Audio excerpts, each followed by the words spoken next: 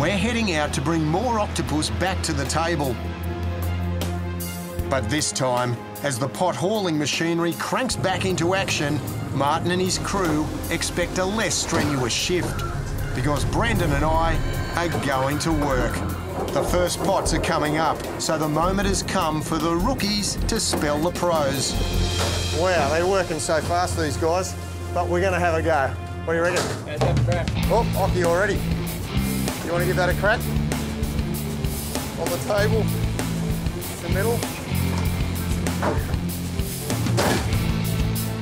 Well, that's good. First one out of the first trap. And just another 49 pots to work our way through. So these go in that way, long side in first. Get across here.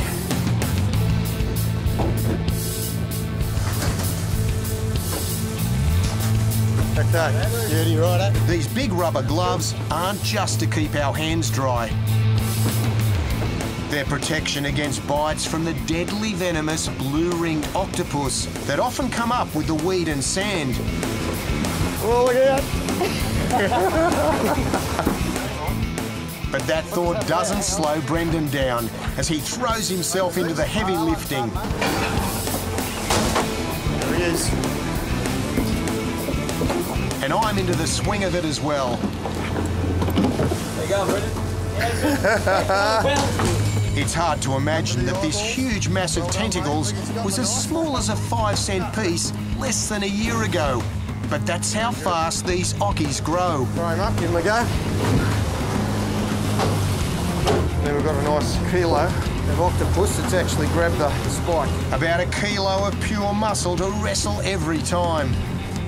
Skipper Martin keeps the pots coming up at a crushing pace. And this is a homegrown industry. These trigger pots were developed and patented by the guys at Fremantle Octopus. And today, there are 16 other boats and crews in the area working like this. Hey, that's the way.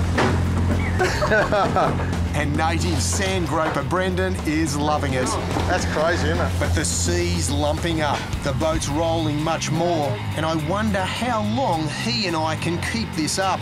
The pros don't seem to notice the worsening conditions. This is still well within their comfort zone, and they have catch targets to reach. Aliens. The octopus they catch are sent overseas in such large volume that there's now a regular marine container run from Freo to New York. This is hard work. What do you reckon, mate? Mate. They earn their bucks, these guys. Yeah, they do, yeah. At last, we get our turn to plant the pots back on the ocean floor. And if anything, the work pace intensifies. Yet with all this activity, there's no danger of overfishing. We're working within a 600-tonne catch allocation in an area where scientists estimate the octopus population to be about 4,000 tonne. That's what I call sustainable. Finally, the relief of sending the last of the pots out over the stern.